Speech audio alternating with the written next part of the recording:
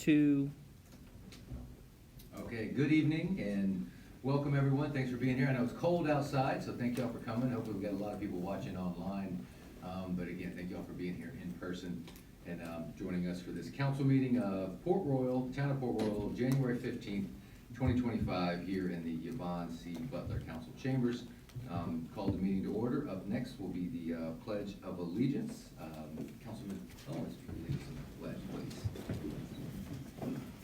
I pledge allegiance to the flag of the United States of America and to the republic for which it stands, one nation, under God, indivisible, with liberty and justice for all.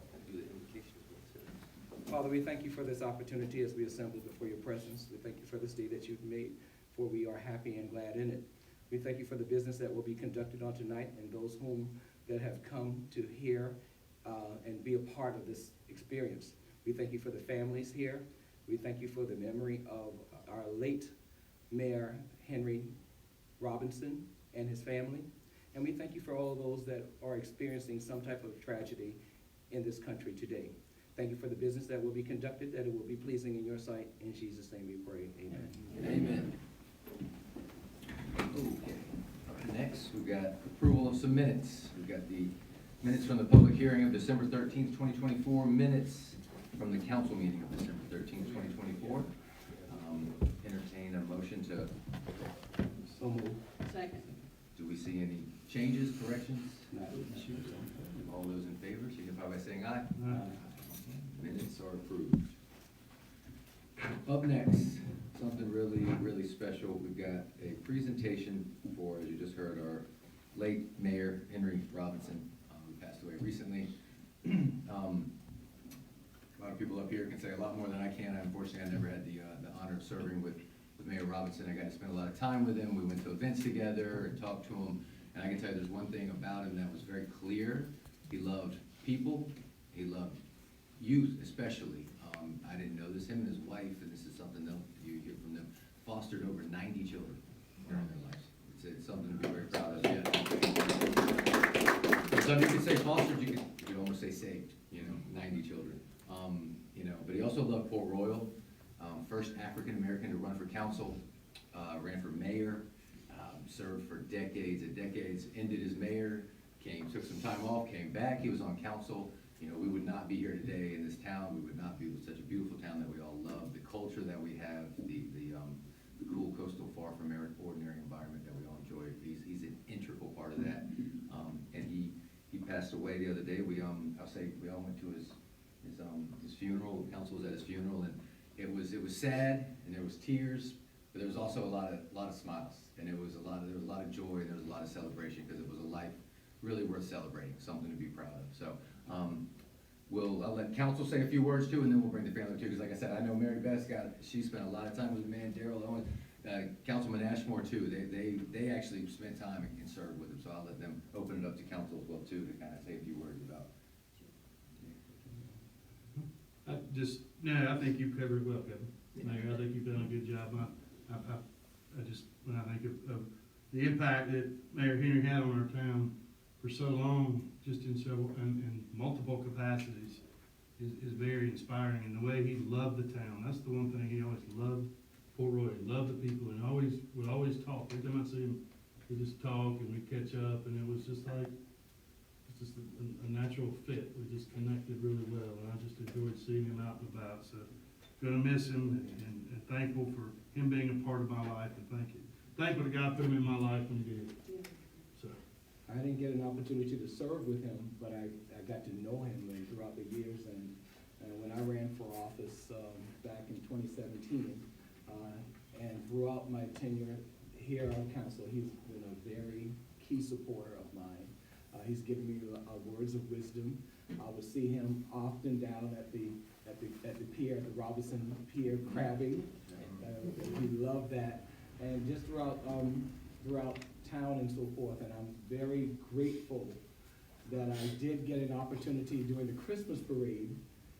As I was walking, because we were walking for the first time in the parade, and I got to walk, and he was sitting out there, and I ran up to him, and he gave me a big embrace, and I got to shake his hand. And I treasure that because that's my last memory of him, and I was honored to have known him. I guess mine's a little different. Yeah. I had the pleasure of serving with him his last term. It was very, very positive. This town and his community and his family meant more to him than you will ever know. This town, you'd say, where's the mayor? Well, probably down there fishing, crabbing. Go down there, sure there was Mr. Henry down there fishing, crabbing. And, you know, it's like I said at his funeral, you know, Fred Washington said it all too, and, you know, I served on the LCOG board, which is one of the boards that Henry served. When I came on the council in 1992, Henry came to me and he said, Maribeth, I need you to take my place on that board and stay.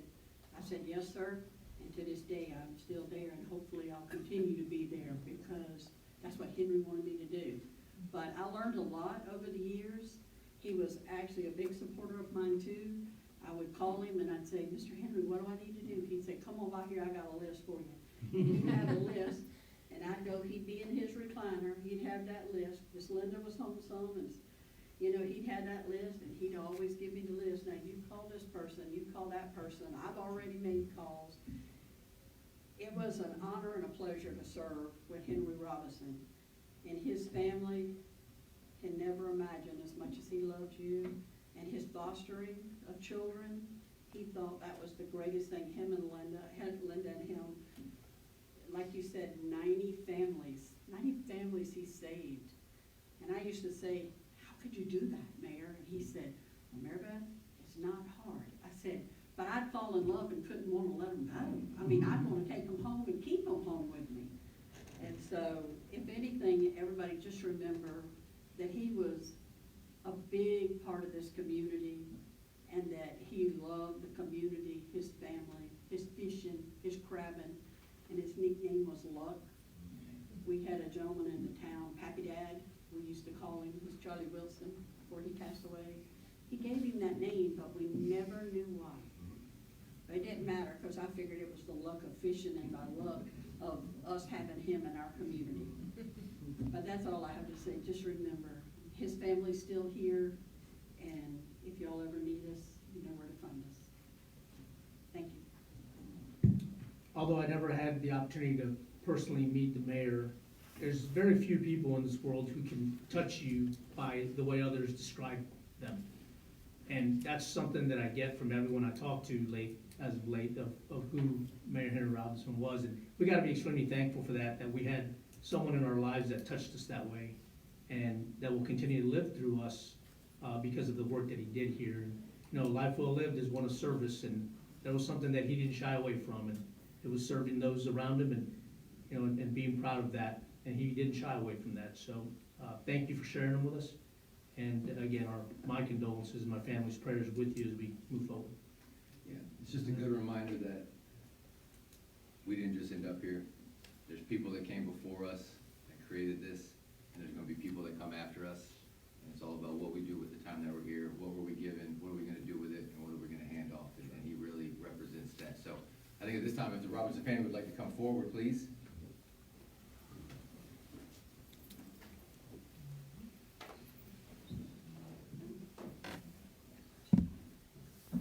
Yeah. Yeah, and if there's any Tracy, Lindy, if y'all like the same thing, Mike's all y'all's. No, I'm good. You good? Doing all right? Okay, well, here, we got something for you. That's why we came here tonight. So we got this plaque right here, yes, ma'am. And I'll read it here for you.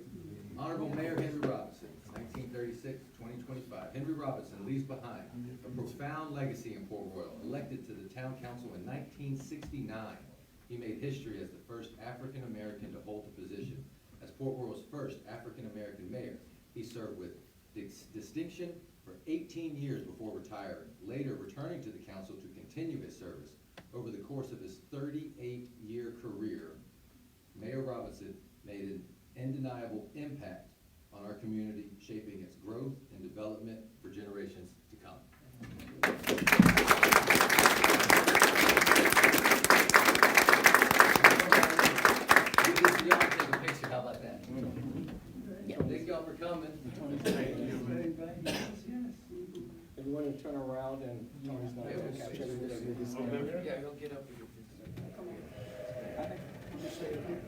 Want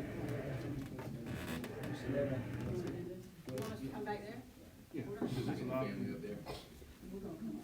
Excuse me. I'll let y'all, we hold this thing right here. Oh, they're gonna be up there. Yeah, yeah, You got it? So I ain't one of y'all. That's good.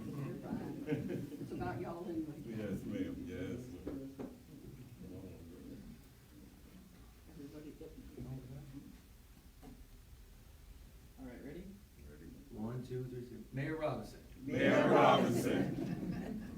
I got it, y'all. All right, thank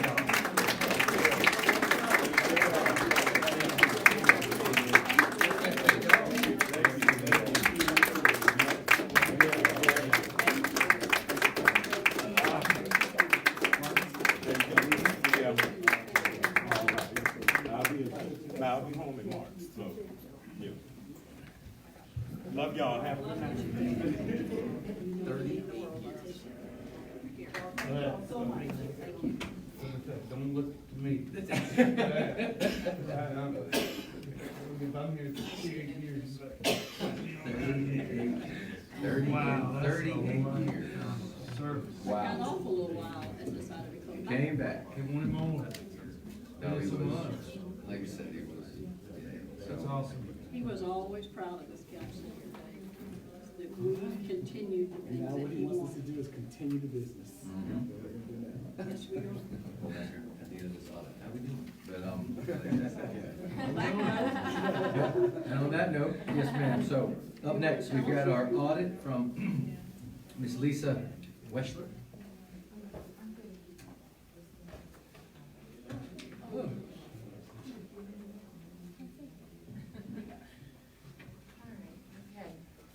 All right, good evening. Feel so emotional after that. I know. Very nice. Now, But back anyway. to work. Yeah. Yeah. Okay, so I'm Lisa Wexler with Crowley Wexler and Associates, and I'm here to, present the audited financial statements for the town's fiscal year ended June 30th, 2024. And I apologize, I did not send over an Adobe version of the file to put on the screen for everyone to follow along, but you've got your copies in front of you, and I'll just keep filling out what page I'm on, okay? All right, so again, this is for June 30th, 2024. And the first 3 pages of the report is just the independent auditor's report stating, we've applied our audit procedures to the information that was supplied by management, and we found those statements to be to be fairly stated. So in other words, an unmodified or a clean opinion of the financial statements. So on page 6, which is on the screen here, you have the town statement of net position. So in the statement of net position, we combine all the funds of the town, and additionally, we add in your capital assets and your long-term liabilities into those figures to give you a futuristic view of the town. So in total assets, yeah. Futuristic. Futuristic. Planning for the future is what this is about. So, total assets, are $24,215,000. You had some deferred outflows and deferred inflows related to your pension liability. The deferred outflows is $1,043,000. The total liabilities, $15,654,000, and the deferred inflows again related to the pension liability, $141,000, and that nets to $9,462,000 at the end of June. That includes all your long-term assets and long-term liabilities. So of that $9,462,000, $6,625,000 is capital assets, net of depreciation, net of debt, owed on those assets. So can't spend that, not spendable. Your restricted assets are $2,307,000. So those are funds that you have that are restricted for certain purposes, and you can only spend it on those particular purposes. So your unrestricted portion of that $9 million is $529,000. Unrestricted, okay. Unrestricted. So your total net position, $9,462,000, went up on the next page, you'll see $1,550,000 during the fiscal year. Your total expenses, your cost of your governmental services were $11,058,000. Your program revenues, $1,359,000, and your general revenues, $11,249,000, and those figures net to the $1,550,000. Okay? So on page 9, your capital assets. Can I say something about page 7 real quick? Yes. No, just making sure I read it. Like, so total expenses increased 161,402, Yes, okay. but revenues increased 1,067,000. Yes, Okay. that's correct. That Okay. seems great. Yeah, and if you look at that, most of that increase is in your general revenues and special items, okay? So your property taxes, $5,494,000 is up from $4,576,000. And most of that is attributable to growth because you didn't change your millage, Right. okay? Absolutely. So it was about 25% growth in Wow. town from your assessed valuation. 25% growth, Yes. and we didn't, the millage didn't, Village did not We didn't change. no, change. stay the same. Yes. Well done. Okay, good job, guys. And you can see it, just look around, you know, Yeah. if you're driving through town, new, buildings going up down the road here, all out on, I call it Midtown. Philo area Mhm. over there, yeah, Yeah. the old terminology, Right. yes. But, yes, that is correct, most of that is in the property taxes in the previous year increase. Now, you anticipated growth, you'll see in your fund financial statements, okay? So, you budgeted for it, in other words. Good. Okay, so on page 9, this is the capital asset, so I'm pointing these out because this distinguishes your, net position from your fund financial statements. These are the capital assets, so $9,123,000 at the end of June. You added about $2,761,000 of capital during the year. Most of that was in, remember the GEO bond from 2022? You purchased that for infrastructure. $2 million of it was from those funds that was added. There was some others you'll see listed there, capital assets addition. But depreciation was about $800,000 on the existing assets. On page 10, you're gonna look at your long-term obligations. So this is another category that makes your net position different from your fund financials, is this long-term obligations. There was a lease taken out during the year, $335,000, that was the only new debt. All other debt, payments were made as scheduled. At the end of the year, $8,019,000, of which almost $4.7 million is that net pension liability. Okay? Which you are paying on a monthly basis through your, reporting to PIVA on your employees. So you're current with all of that. This is an unfunded actuarial number, okay?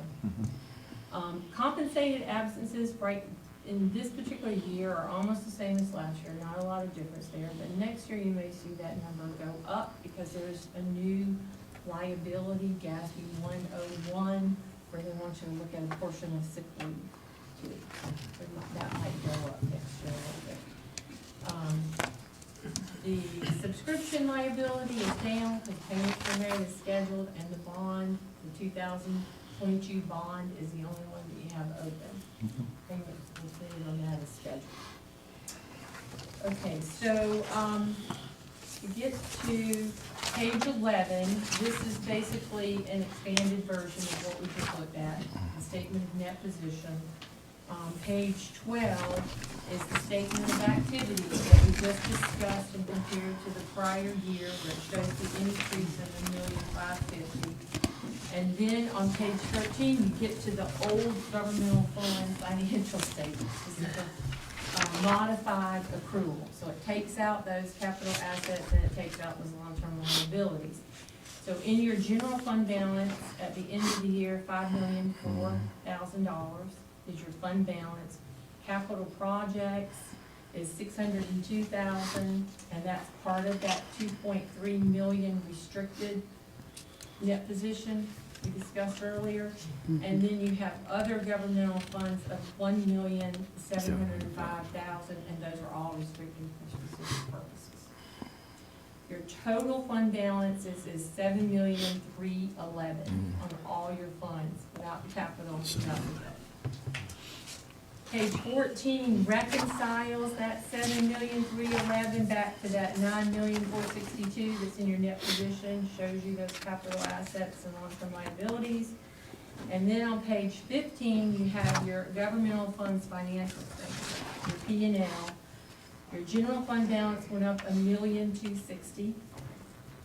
Your capital projects went down $2,070,000. That's because of those infrastructure assets that you spent from the 2022 bond. And the other governmental funds went up $229,000. So across the board, your change in your fund balance was a decrease of $581,000. All right, so then you get to page 16, which is the reconciliation from the decrease of 581 to the increase of $1,550,000. Again, it's the effects of those long-term asset and liabilities. And then page 17 begins notes to the financial statement. And this provides a little bit more detailed information on some of those items you'll see on the balance sheet. On page 38, you have your general fund budget comparison. So this is your legally adopted budget. So,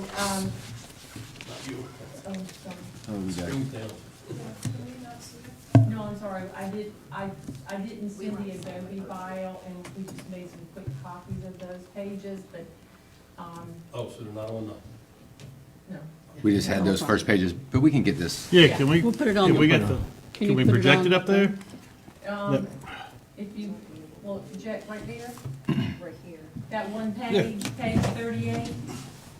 I can look on up here. I can share mine. There's extra copies over there. Oh, you mean these? Yeah, I think she said she could project whatever. She's gonna put it up on the screen, yeah. She's gonna put it on the screen. Everybody likes to look at the. Yeah. Yeah, they're always fun, aren't they? Yeah, There we go. look at that. Technology today. Yep. Okay, so it's page 38.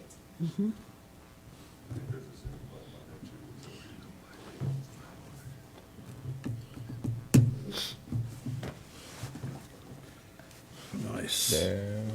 Just slide it over a little bit. There. There you go. Okay, can you see that? Yeah.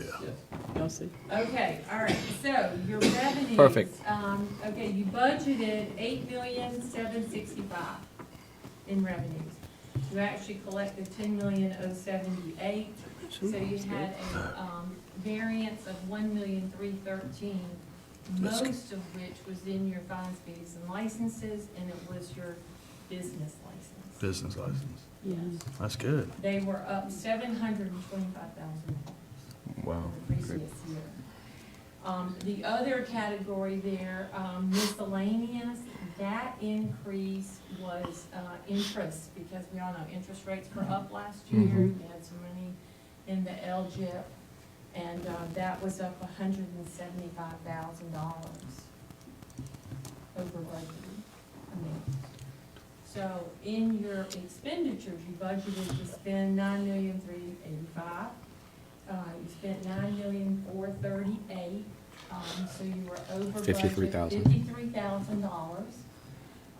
The big one there is, executive. That was some engineering and legal fees that were over budget. And that was offset by police being under budget 91,000 and streets and sanitation being under budget 120. And the reason they were under budget was because you had budgeted some capital expenses that actually got paid using the budget funds, so you didn't need to use the operating funds. Great. We're Okay? good, that's good. Transfers in equal 0, no variances there. So when you take that $1,313,000 variance in revenues that you received in addition, minus the 53, that's your increase of $1,260,000 in the general fund.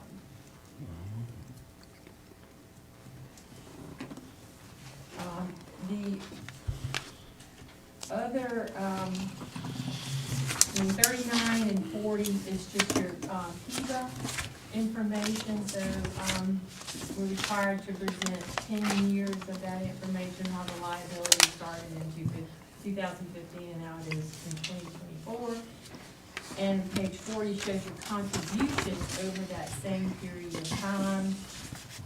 Page 41, okay, this just breaks out those non-major governmental funds that were presented in one column on that fund financial statement. So you have here that $1,705,000 was 570. And I have to look to myself here. 578, okay, in stormwater utility. That's the fund balance. The hospitality fund had also 578 at the end of the year. Local accommodations, 36. State had 45,000 in the fund balance. The housing fund, 88,000. The TIF fund had 672,000 in the fund balance. And the shrimp dock, that was some old expenses. There was no activity in there. I have suggested that you're going to have to just eat that somewhere in the budget coming up at some point. So that equals to the $1,705,000 that was in the fund financial statements. On page 42, this shows the increases and decreases. So in stormwater, it went up 127, 147 in hospitality, 4,000 accommodations. The state went down 49,000. Housing rehab, you received $3,000, and that's just kind of dwindling in on the rest of those loans that were outstanding. The TIF went down 4,785. As you know, you're paying that back.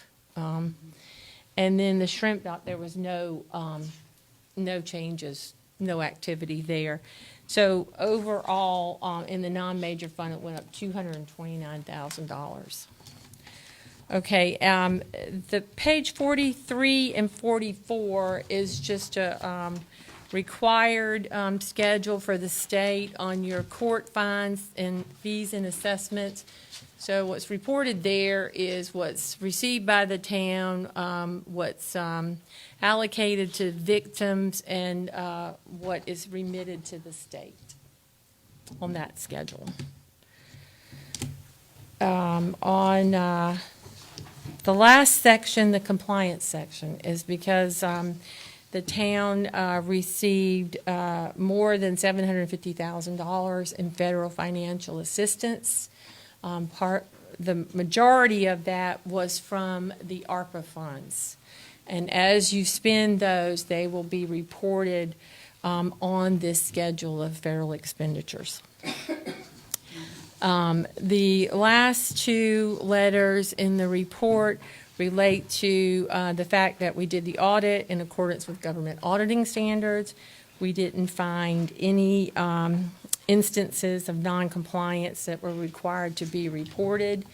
And then the very last letter on page 49 is reporting that we did do the audit in compliance with uniform guidance because of the federal financial assistance. And that will go up, I'm sure, this year, next year, as you spend the remainder of those funds.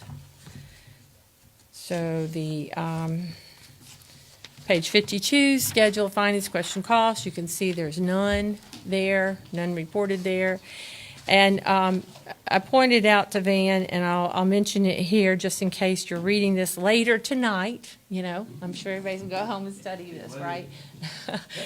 If you see auditee qualified as a low-risk auditee, and it says no, okay? The reason it says no is because you've only had this year and last year, that's the only 2 years that we've done a uniform guidance audit because of the federal financial funds. Okay, so you have to have 2 preceding years, including the year that you're in, okay?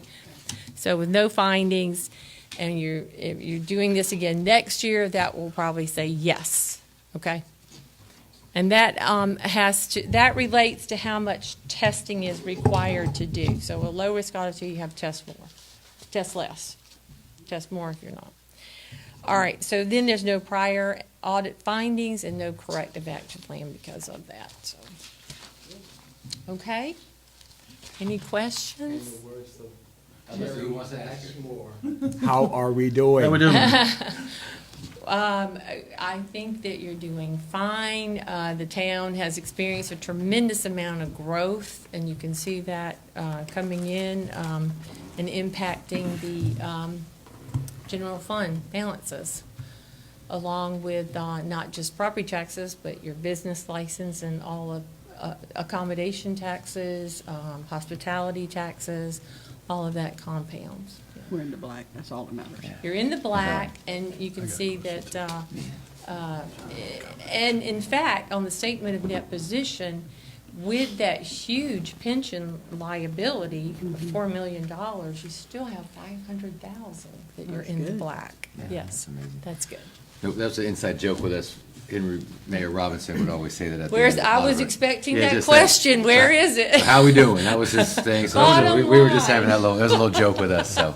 Yes, sir. Bottom Councilman- line, how are we doing? Doing Councilman fine. Ashmore. I have one question, and I just need somebody to kind of remind me, but how are business licenses being collected now? Are they going to the state, and then the state's distributing? No, we get them locally. Okay. Will the state will we start sending to the state, and then they distribute? Is there any talk of that? We have a portal that the state, when we did the standardization, that's something that they opened. Mostly we're finding it's businesses that aren't in the area that, say a plumbing company that's in different jurisdictions. It's a lot easier for them to file their business license because the portal will allow them to do all the different jurisdictions and they don't have to travel to all of them to just do their business license. But we do have an online availability through the town now as well with our new business license software. Okay, that's good. So it's not going to the state and they're distributing it, it's coming here? Not the business license. Right, okay, cool. And there are outside companies that do collections for municipalities and counties, but it still comes to you directly. Okay, Yeah. I got you. That's all I had. You, and the other question about how we doing? Yeah. Thank you. Tonight or sometime soon, definitely have to get kind of into the details, but Okay. first pass, it was good. I would Okay. just ask if there were, Thank at you. least we're doing good, doing great. If there is any storms on the horizon, anything that we should be keeping our eye on, anything, if you had to, just something to keep an eye on. And if Forecasting. there's not, then not, but I mean, I just Yeah. want to ask whatever. Yeah. If there are problems, they may be far away, but we can keep an eye on them. Yeah, and, I mentioned the GASB 101 is going to be implemented this year. And then in the near future, there's going to be, a new changes in the financial reporting packages. Going to look a little bit different. But that's on the horizon.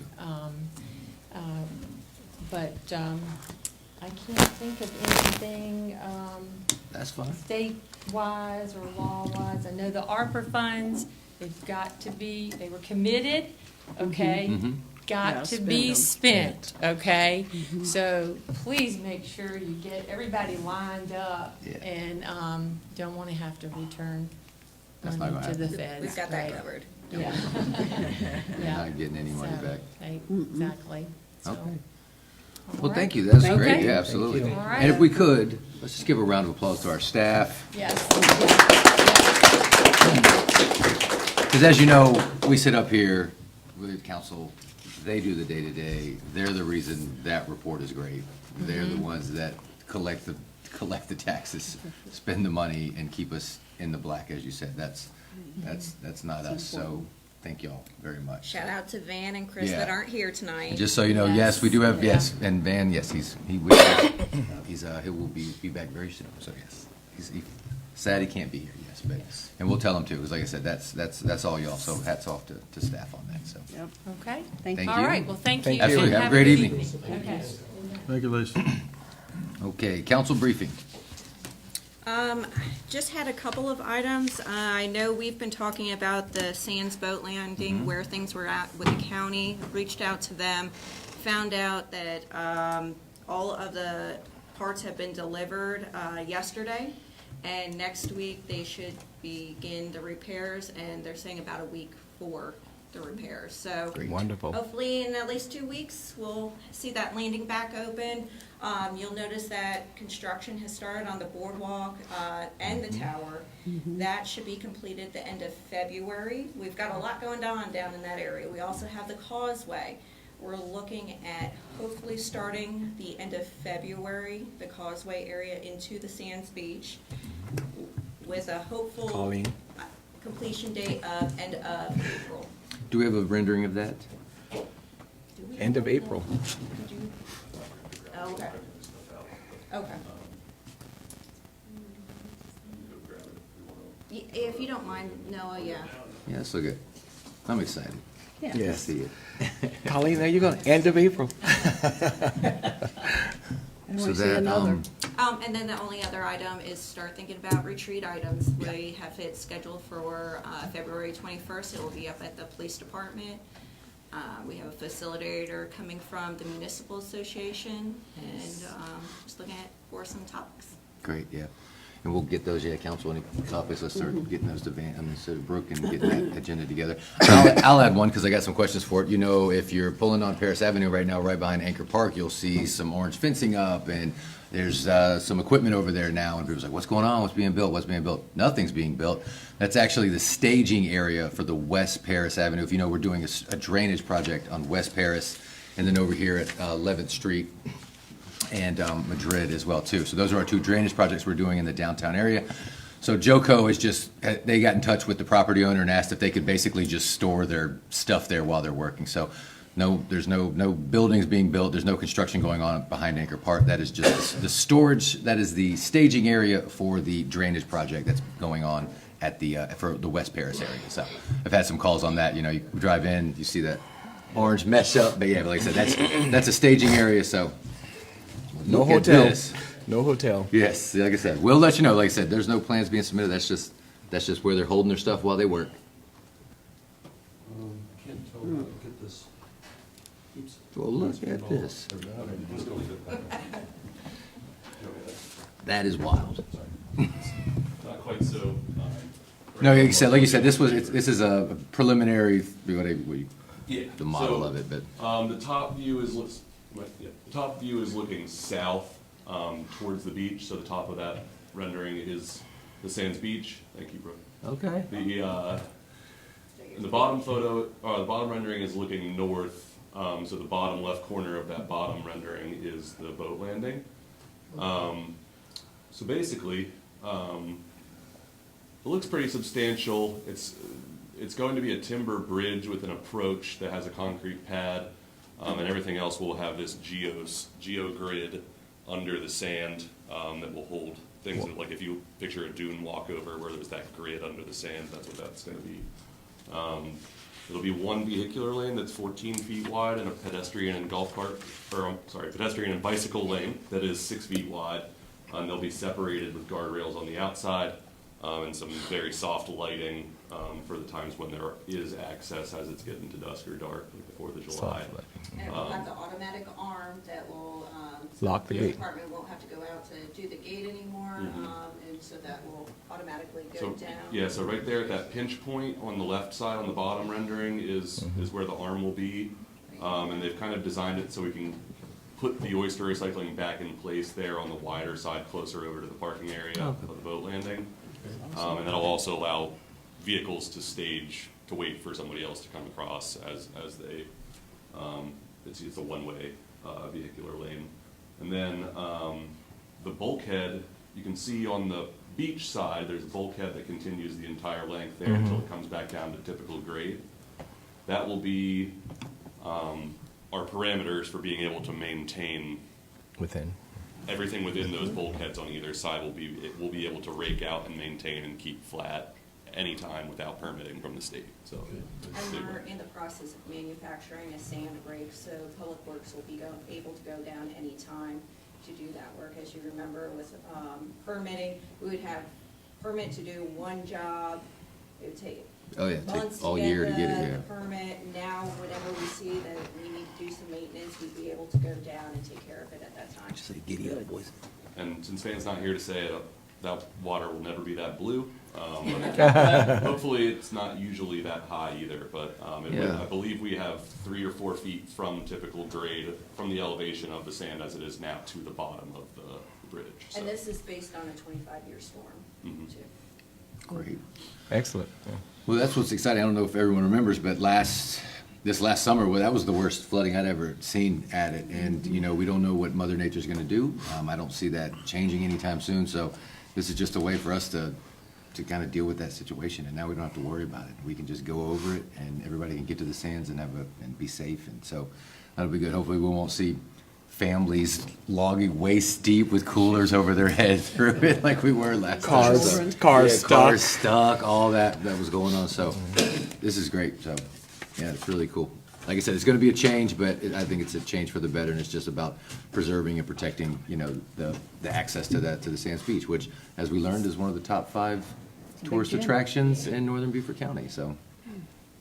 Well, great. Any questions for you? Okay. We're just excited. That's great. Good stuff. All right. One more thing accomplished. Oh, okay. Anything else on council briefing? That's all I have. Well, we have Okay. public comment. All right, any questions or comments for staff? No, so I'm good. Anything for staff? Okay. All right, we got public comment here. I've got one, I'll call her up right now, Miss Virginia Eads. Eads? Did I say that right? Yes. Eads, okay, perfect.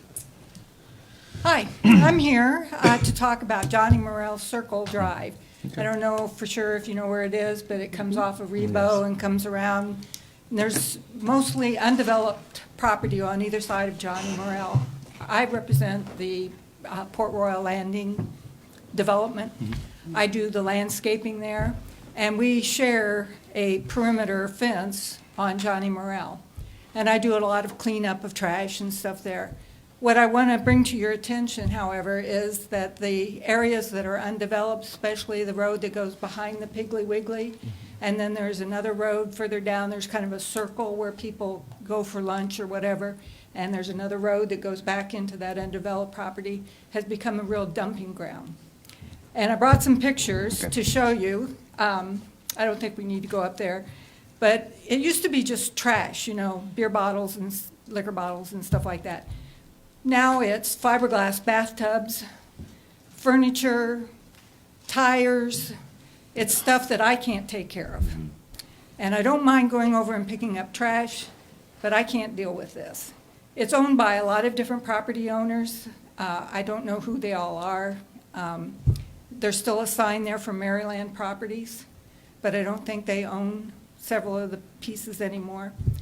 I thought that it would be helpful, since we had a problem similar to this at the corner right there by Oyster Cove Yes. and the Mossy Oaks Apartments.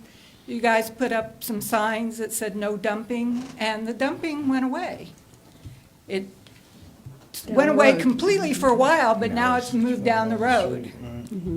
And I was hoping maybe the city would be able to put some signs up that say no dumping under penalty of fine or whatever, and to also contact the property owners if you can't do that, in order to get them to do something about the trash, because it's becoming a real eyesore.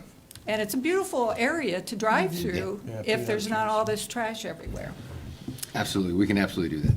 And if I you see, I want, see staff taking notes, so, I'm thank getting you. the head nod from the back. Yep. Chief's got it. Chief's on it, so yes, but thank you for the pictures, can we see that? Yeah, sure. I mean, yeah, if you want to see derelict fiberglass tubs, you're more than welcome, tires. That is a bathtub. Yeah. Yeah. And there's 2 of them now. I don't know where they came from. Okay. But that's, I would appreciate any action that you can provide. Yes, ma'am. Thank you for bringing it to our attention. Sure. Yes, ma'am. Okay, all right. So I see.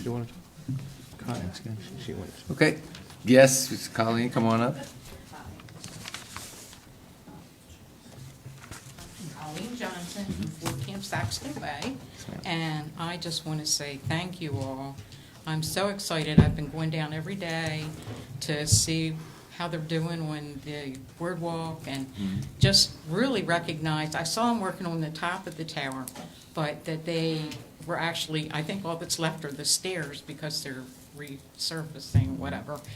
And then I got real excited when I saw these flags markers on towards Sands. And just as you were saying, that people were walking with their coolers and everything. I had family in town for about a month last June, and our entertainment every night, Daryl knew he was sometimes with us, was watching everybody try to float their stuff and get off of Sands Beach because it was already over their vehicles. So I'm really excited. I love this community. I think Sands Beach is a gem, and thank all of you because I used to be you guys, and I know how much work goes into that. Thank you. Thank you. Mr. Trish Fidrick. Thank you. I had not planned to say anything, but Happy New Year to everybody.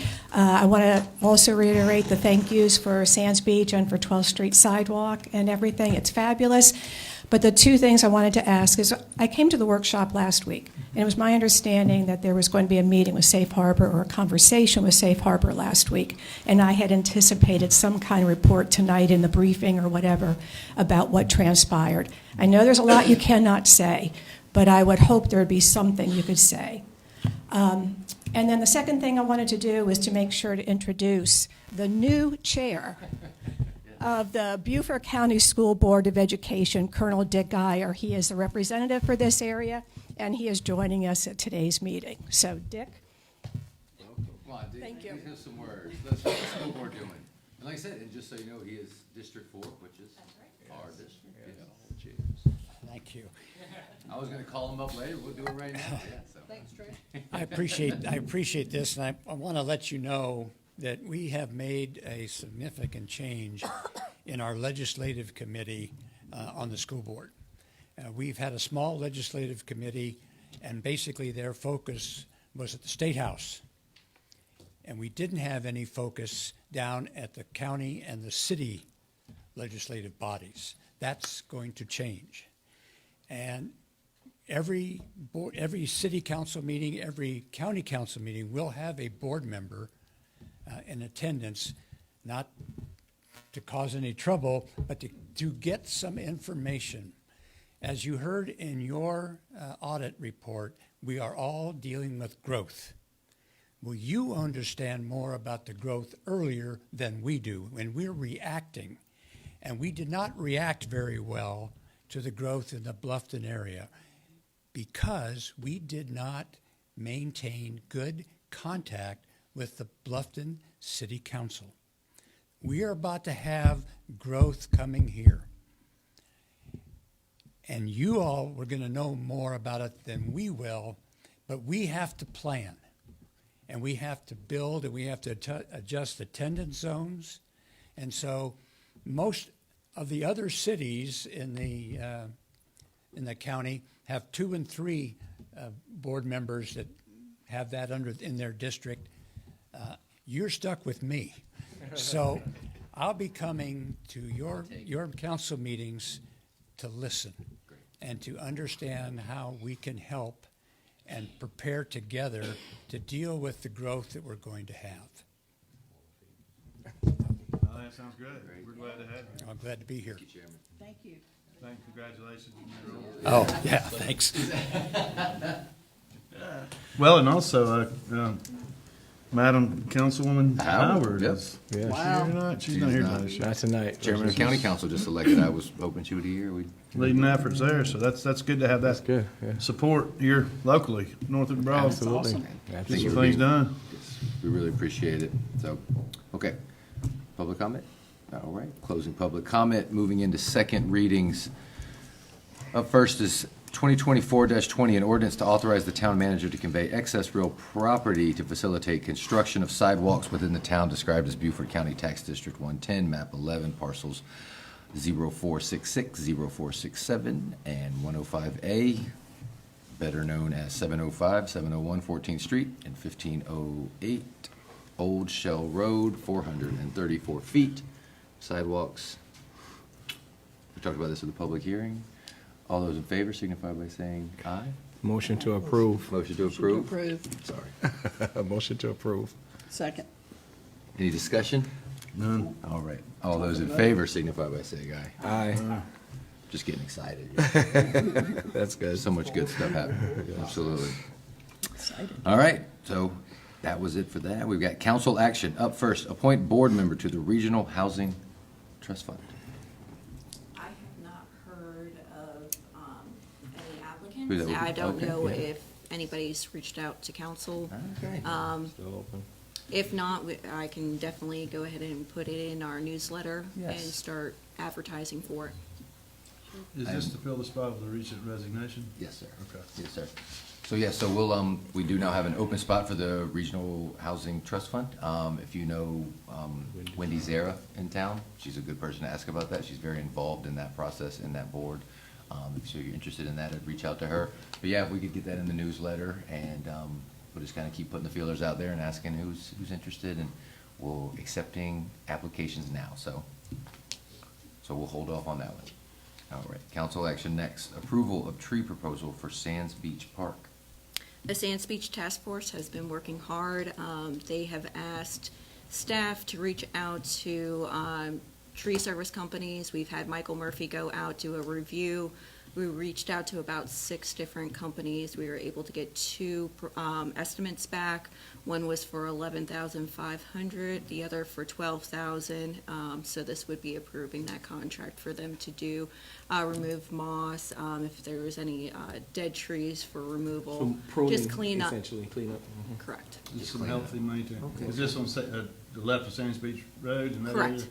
Just those live oaks, and they clean them up, lift them a little bit, maybe get Yes, some. sir. So that sounds like, to me, that's money well spent. So this would be the $11,000 Correct. contract. Has anybody, have you attended any of the Sands Beach Task Force meetings? I've attended one, I believe. I was just wondering how they were going. Yeah. Just wondering how they were going. They're making progress. We had Josh Tiller come out. Everybody walked the property. He had an initial idea that he came up with. He received feedback. He's already updated that. So I think they're talking about artwork and fine tuning those renderings. Okay, perfect. Is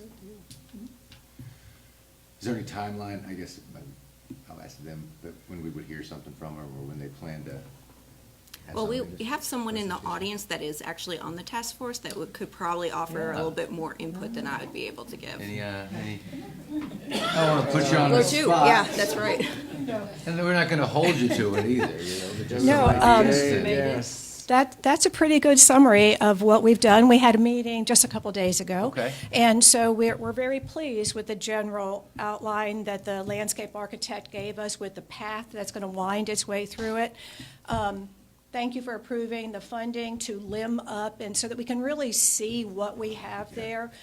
We have some drawings for some placements of a pavilion, of some picnic tables. and benches. Benches, we're talking about what type of benches. Some of the surface will be wooden, like a little bit raised boardwalk where it's especially low. On the higher sections of the trails, it's depicted as concrete.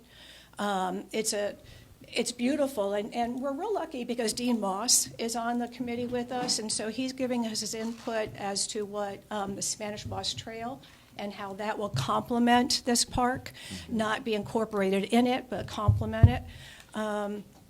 What else? We're meeting again on the 30th. Yes. And we're really getting down to some nitty-gritty. We're getting down to, what type of benches, what type of picnic tables. But you can see up here, thank you. You can see just how attractive it's going to be. We nixed a couple ideas, unanimously nixed a couple ideas that the landscape architect brought to us. Do I see Yeah, I parking? think the highlight of that one is the tower. We have a similar, smaller tower, observation tower, that I thought we kind of agreed that didn't need to compete with our existing tower. Right, And right. Parking. Yeah, I was just gonna add, part of Josh's concept plan includes I like that. reimagining, I hate using that word Don't because of use Rebo that Road, word. but reimagining the streetscape of Sands Beach Road so that, rather than having the on-street pedestrian lane, you're looking at a more traditional sidewalk and narrower lanes with street parking in front of the Reconfigure it. park, so. Right, Would either also be- parallel, oh, I'm sorry, So, go ahead. I was just gonna say, it would be also very helpful for the 4th of July. Police Department has been putting the handicap down that area, so formalizing that would be a lot safer and a lot easier for them That as well sounds, to it use. sounds safer. Like I said, people can park there, walk there, go down to Right. Sands. That's great. Yeah. Right, no, it looks real attractive. I think we're real excited about it. You want to add Absolutely. anything? Just one thing that may be coming up, we may be asking you to put out to the community a naming of Okay. giving, so. Yeah, we think that Sands Beach Road Park is a bit laborious to say. There might be we have Anchor Park and we have, different things, so we just thought, Okay, yeah, I'm sorry. so maybe a Brainstorming. little, we got some creative people in That town. looks great. Yeah, it really does. Yeah, it's been a great group to work with, so. That's Get awesome. in paradise. Thank y'all. That is great. More, I like it. that's really cool. I like that pavilion. That is super cool. Okay. Let's see that come to fruition. Well, so we need to vote on that? Yes. For the. Contract. approval. The tree? Yes. Okay. And that would be for the 11,500 contract that we received. In And- order, I move that we approve the contract for 11,500. Second. Any more discussion? No, sir. Okay. All those in favor signify by saying aye.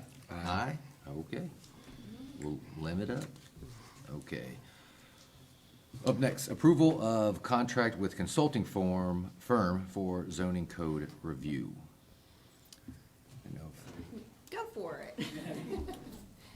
When I was trying to tee it off, if everyone remembers that one of our priorities we talked about at the retreat of last year was going back through our planning code. Our planning code's been been in place for a very long time. And it was just we thought it was time to kind of go through it, see what's working, what's not working, what's outdated, and see if we really can, kind of bring it up to, 2025 and kind of what we want to see, what kind of development we want to see, what kind of aesthetics we want to see in the town, and what we kind of don't want, and what we kind of want to keep out. So it's a big task. It's a big planning code. Noah's been going through it. We engaged a consulting firm to work with Noah and the planning commission to go through this. And so we paid the first portion of that contract, and now we've got to approve to pay the second part of that contract so we can get it done. So I'll let Noah talk about that now too. So. Great. So we have been, I believe, since the middle of the fall, engaged with Moser Design Group, Lauren Kelly, who is an architect with the firm specifically, to do a complete review of our zoning code. And so we started just creating an outline, her and I going through in depth to kind of determine what I knew were issues, things that we could do to get outside of the box, to think about our development patterns, directing development to certain places, the way that new greenfield development on the west side of town across the bridge happens, so we can be proud of all development in town, and everything can hopefully in the future continue to reflect the traditional town development that we have in our downtown core. So that's the ultimate goal, and has been the goal of our comprehensive plans for this current comprehensive plan and the 10-year plan prior to that. And so this zoning code's been in place for 10 years, decided it was time not to just look at minor amendments, but to look at a holistic view of what we need to do to address some of our concerns and some of the issues we've had with it. And so we entered that contract. We've had a couple meetings with the Planning Commission to go over a few of the larger, more robust chapters as far as overall design guidelines for communities, whether it's infill or new greenfield development, building types and the zoning districts, and then everything that goes with that, the landscaping, the parking, all of that street design. And so we have come to a point where we need to ask council to approve additional funds to complete that with the consulting firm. Otherwise, she'd be handing off to me a spreadsheet of pages and pages for me to tie all the loose ends and piece it together. She's done an amazing job so far, and I should have prefaced us choosing them with, she was the city architect for the city of Beaufort when they also adopted a form-based code, which is the type of zoning code we have in 2014. And she largely rewrote the template they used for it. Our codes are very similar in a lot of ways, so she has a ton of experience doing that, has worked in the area for a long time with Moser Design and in the city of Beaufort. And she's a great asset to our local design community, and we're lucky to have her. So this is to move forward with the final touches on the code review. When do you project, and again, I know things change, but seeing that process be done, and then also too, when when that's done, what happens next? Does all that that gets voted on in front of the planning commission, those Right. changes? So- And then when can we expect, so it's like multiple questions I'm throwing at you, and when can we expect kind of overview of that, kind of go through, we looked at, this is this, and kind of walk us through what we're talking about? So what we have been trying to do is to lump sections and chapters together that work together, bring them to planning commission, tell them our thoughts on where we want to go with it, get their input, and then eventually bring them back a draft of those amendments. We've done that with 3 chapters out of the 10, but those 3 chapters will take up more time than the other 7. So we are looking at putting a full package together. Right now, we're having work sessions with the planning commission. They're not making any recommendations to council throughout these meetings we've had so far. So we will put a complete package of draft amendments together for council, or for them to recommend to council.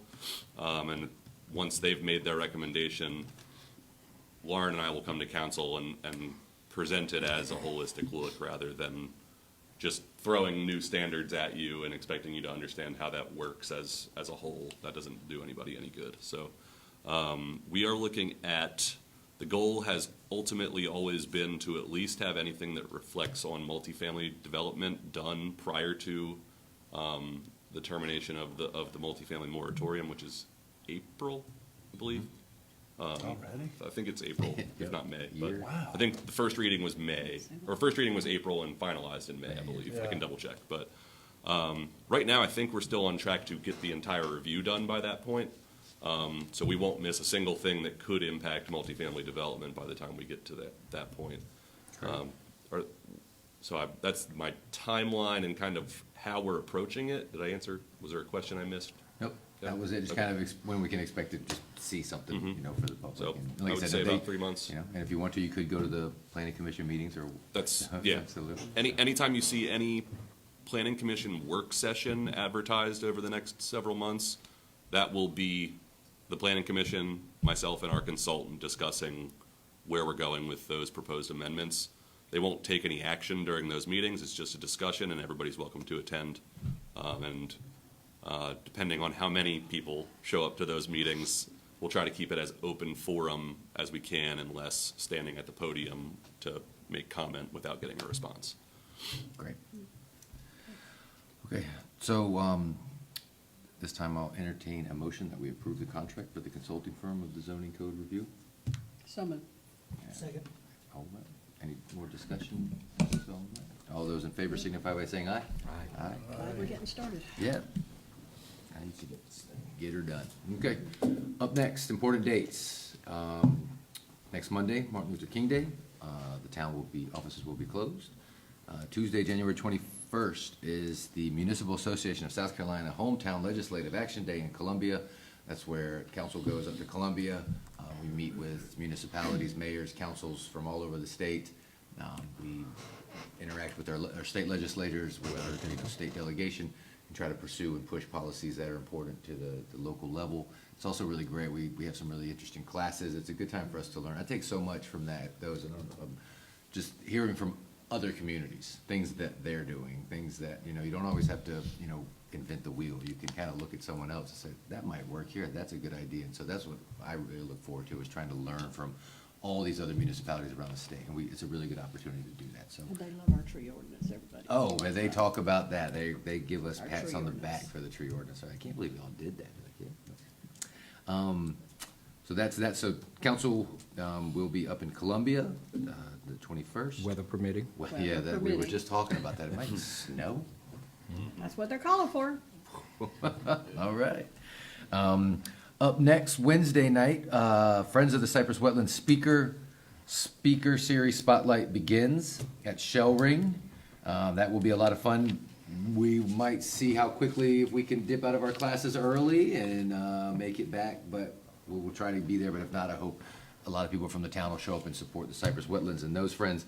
I also got a message earlier from the chairman of the Friends of the Cypress Wetlands to remind everyone that the online auction will start as well on Wednesday. So go on, check that out, and see if there's anything that you like, try to raise some money for the Friends of the Cypress Wetlands.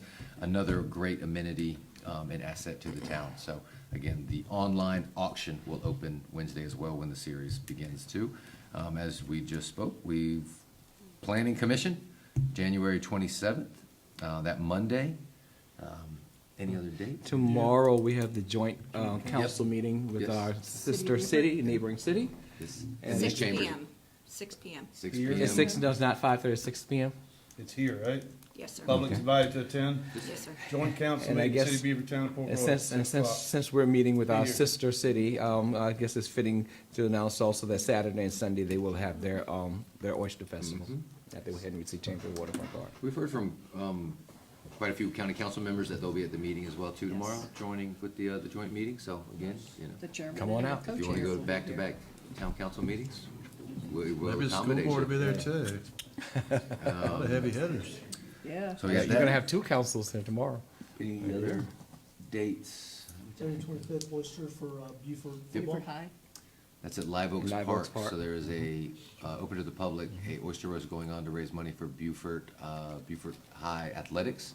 So if you're free, and you want to come, support one, just come out and have a good time in Port Royal. Who doesn't want to do that? Oyster knife And to 2, use. support a good cause, the athletic program, oyster knife football and to use. basketball That's teams right, over at brother. Buford High. So go Try it out. Eagles. That's it. Yep. Yeah, we can put that new oyster knife to use. That's right. That's right. Any other, Texas Pete on it. any other dates to add?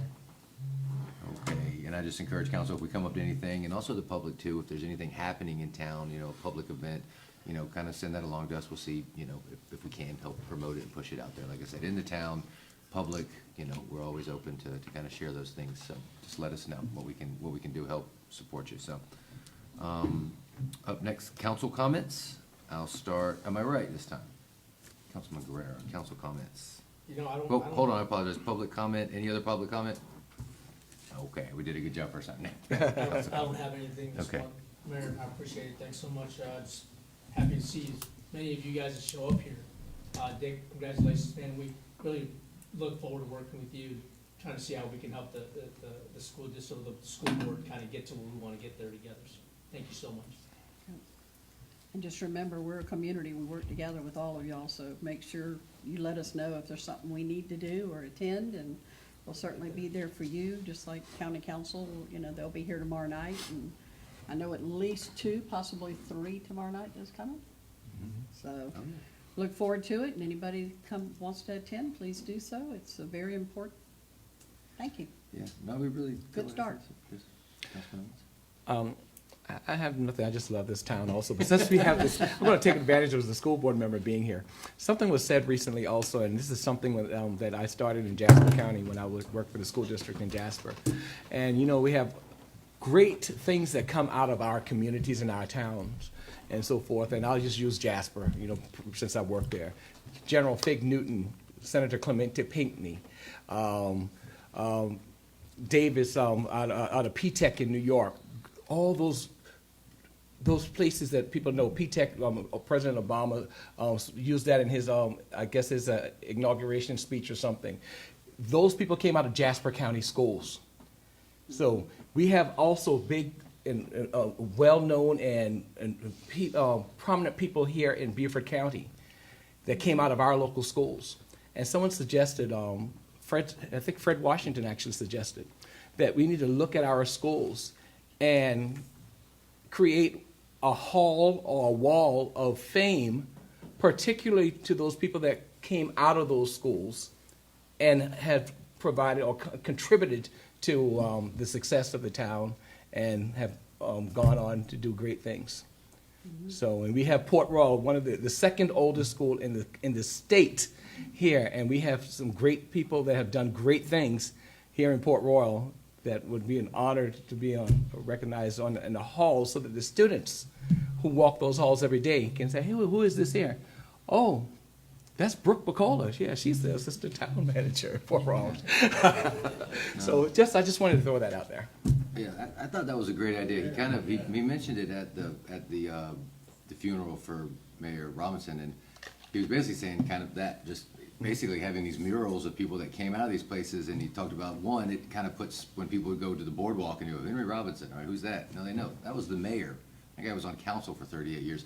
And then also, too, it also encourages kids.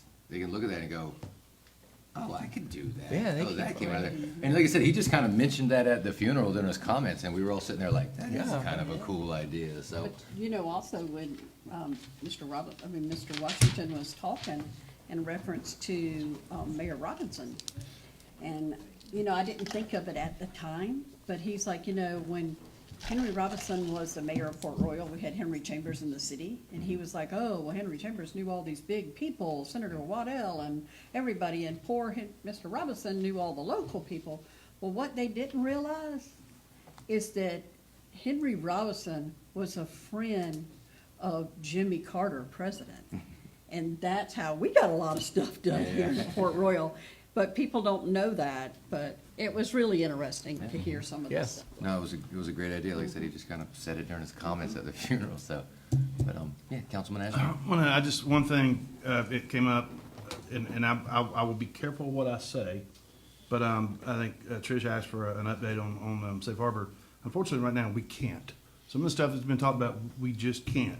I'm cautiously optimistic, and I hope that real soon that we will be able to, very soon. But there has been some meetings, there's been some talks, and I think we're all cautiously optimistic. So stay tuned. I hate to say it, but stay tuned. That's something. No. Just thanks for that. Yeah, absolutely. Just to piggyback off that, we've all been working very hard with them, and yeah, especially lately. We've been working really hard with them, and we hopefully can give a really great update very soon. So we have an executive session tonight. That's one of the topics that we're talking about. Hopefully, fingers crossed, that'll be our last executive session about that, and we'll have some great news. And like I said, cautiously optimistic, but I think we all are. And trust me, it's hard not to talk about it. I'm excited. We'd love to tell you, but like I said, we think we are very close to something that we can announce. We've been excited before. And yeah. Pump the brakes. We're on the witching hour. But trust me, you will. Everyone will know. Yes, ma'am. So. Okay, at this point, we have an executive session to discuss legal matters. We have 3 legal issues to discuss with our attorneys. One is involving the alleyway between 11th and 10th Street. One involves an easement issue at the end of 16th Street. And then the third, of course, is our ongoing mediation with Safe Harbor. So we've got 3 legal issues to talk about tonight and get legal advice. So I'll entertain a motion to enter into executive session. I move that we go into executive session to discuss litigation. All those in favor signify by saying aye. Aye. All right, thank you all so much for being here.